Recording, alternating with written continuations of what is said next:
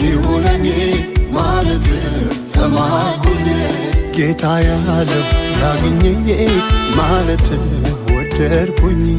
ጌታ ያለው ያገኘኝ ማለት ወደድኩኝ እኔስ በአባቴ በቤቱ